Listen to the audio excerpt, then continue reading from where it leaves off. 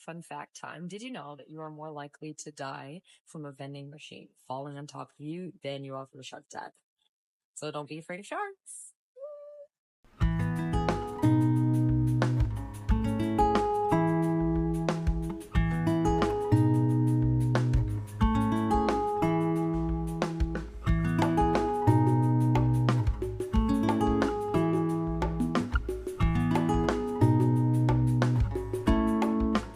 Eating Indian food as per usual because it's my fave.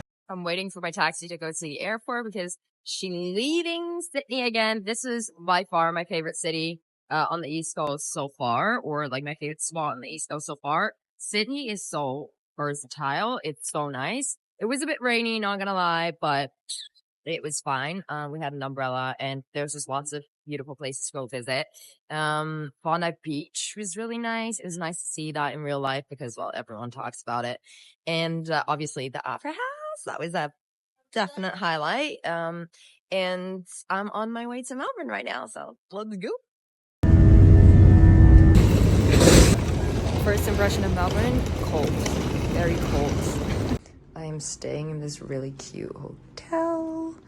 I was done with being in a hostel. I honestly feel like I'm too old for that. I know, maybe I shouldn't be saying that, but I feel like I'm too old to be in a hostel. So booked myself a hotel for the coming 3 nights.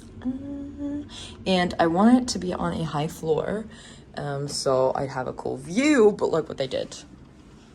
What the fuck is this?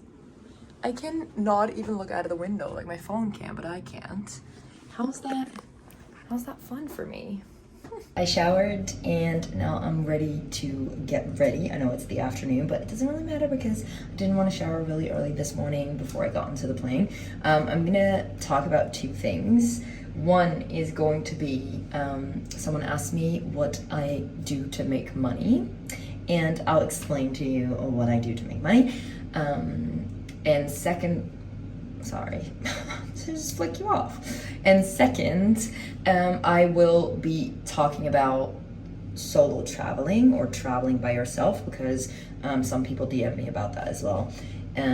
First, I'm gonna get ready while I do this, so let's bear with me while I multitask because I'm hungry and I ate lunch.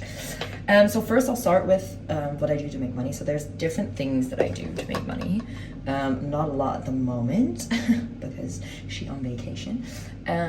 But after, if you saw day 1, you know that I did a growth hacking trainee. So a year ago, I was working part-time as an e-commerce manager, project manager, however you want to call it, at a clothing brand called Oi Lily. Shout out to Oi Lily. Actually, I'm wearing Oi Lily. It's very colorful. It's part of the reason why I am so colorful, I would say. And then my now hubby, my back then boyfriend, was applying for a fellowship in Australia. And I knew this, obviously, and he was like, well, would you want to move with me? And yes, I would like that.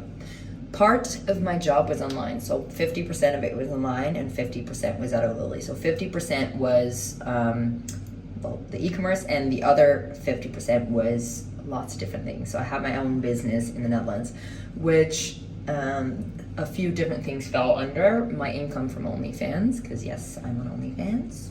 Go subscribe.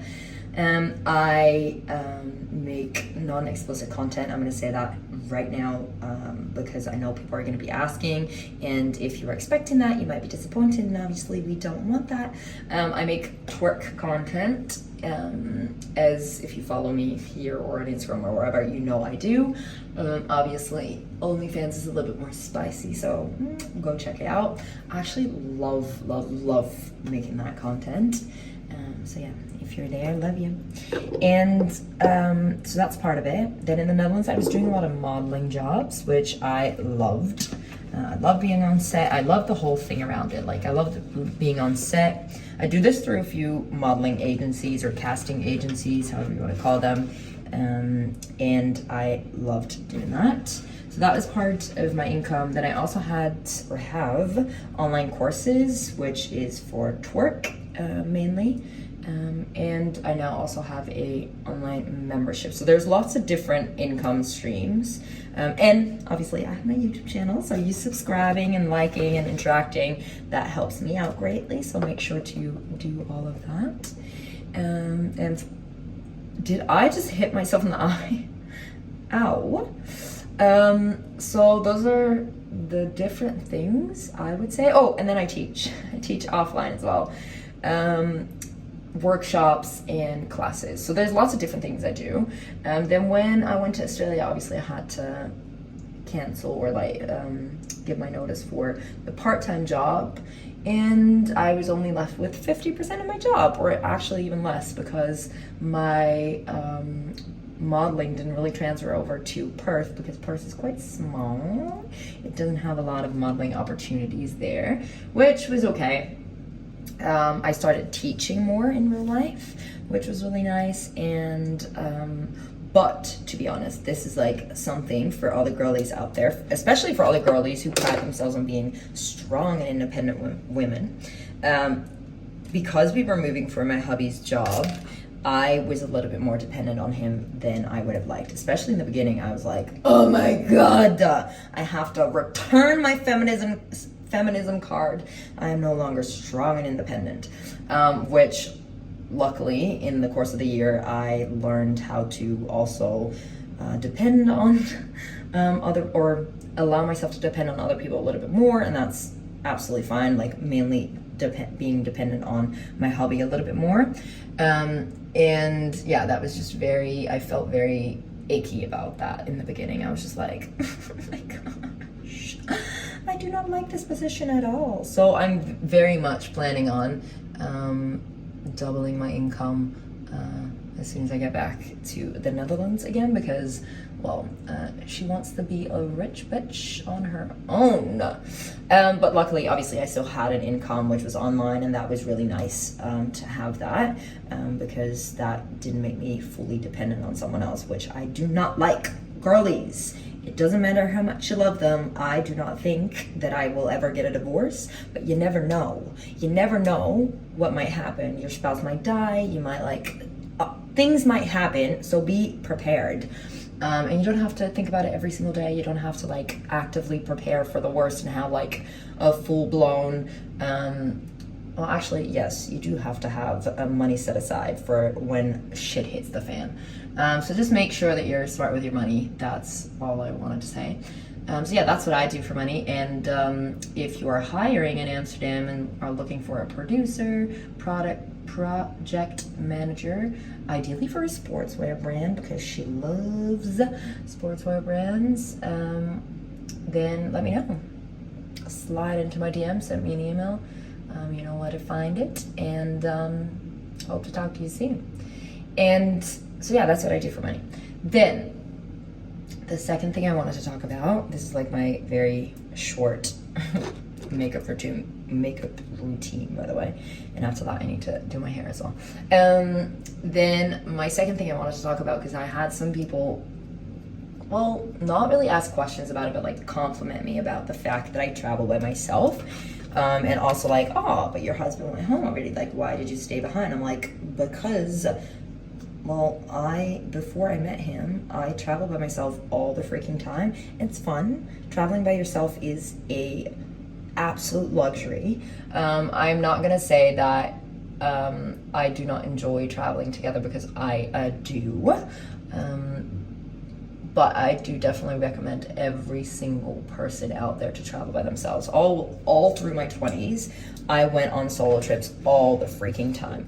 I went, well, first I moved to Thailand, which I talked about in day one of it as well. I moved to Thailand, which was by myself, and then that was a year. Then I moved to New York, also by myself. Then I moved to Greece for a few months, also by myself. And it's a great way to meet people, but also to get to know yourself. So, well, essentially meeting yourself, I guess. It's just really nice. I feel like confidence built through competence. Oh my God, I'm gonna have that printed on a t-shirt. Because if you do not prove to yourself that you are capable of doing certain things, you will not believe, or it's harder to believe that you can do certain things. So wait, I'm gonna grab my brush. So yeah, the way to build confidence in your capabilities of making shit work for yourself and making friends, building your own life, it's very nice to know that you can do that and feel confident in knowing that whatever happens, whenever you have to start over, or if you ever have to start over, you can and you will. And traveling has taught me that. But then obviously those were the ones, the times that I was traveling by myself, like a longer time. Make sure that you are safe, obviously, stay in populated places. If you don't feel safe, take Ubers, because it's super easy these days. Like, you don't have to take sketchy buses if you don't feel comfortable. Just make sure that you have a little bit more money saved up than I did when I was going to Thailand. Honestly, I had, I think, 800 euros to my name when I left for Thailand, being like, oh yeah, I have 800 euros, and I did have enough for a return ticket, so if shit really hit the fan, I could buy my return ticket. And then I was like, I just need to find a job and just sustain myself there, which I did, and then stayed for a whole year on that salary. That was really nice. What did I want to say? Oh yeah. Obviously make sure that you're mindful and do your research, which is really easy because Google, honestly, Google will tell you what to do and what not to do in certain cities, and you can start easy, especially if you're from Europe. What I used to do is just book the cheapest city trip ticket. There was a point in time where I was going on solo trips like every month and a half or something, and I would just book the cheapest ticket to any city in Europe, because why the F not? Actually, I also went to Morocco a few times because that was really cheap, and I just booked a hostel somewhere and went exploring. On day one, which we'll do tomorrow here in Melbourne, on day one of being at a place, I always look for a free free walking tour, because those are the absolute easiest way to get to know your way around in a new city. They'll show you the highlights, they'll talk a little bit about the history, which I always think is very important. If you go to a new place, learn a little bit about the place, and then for the next days or however long you're there, you can explore by yourself, and you know where to go, you know where not to go. And then my second tip for solo travel, and obviously this is a little bit biased towards dancers, I would always go salsa dancing. I would always go and look for a Facebook group, because yes, while traveling, download Facebook. I know for the Dutchies out there, we don't use that anymore, but when you travel, you do. I always check for Facebook groups, and you can do this for whatever. Like, if you are not a salsa dancer, but you like, I don't know, other stuff, like going to food markets or whatever, look for events on Facebook. Lol, then my phone decided that the storage was full, which it is not, but moral of the story is go traveling by yourself, because it is so much fun. And yeah, listen to the tips and tricks that I gave you, because it's not that scary, it's not that hard, you can do it. I went to the mall to buy a burger and a scarf because it is so cold here in Melbourne that I feel like I'm already in Amsterdam. I'm also wearing my Uggs, so yeah, Amsterdam girl mode has been activated. Just came home from the mall, and I've been lying on my bed like this for the last 15 minutes, and I wanted to go to either a salsa party or another dance class, and I am gonna go. Don't worry, I am gonna go. But am I the only person who like makes plans in the evening, and then when the plans arrive, I'm like, I don't want to go. I don't want to go. On my way to a dance class, the best way to meet people and hang out in a new city.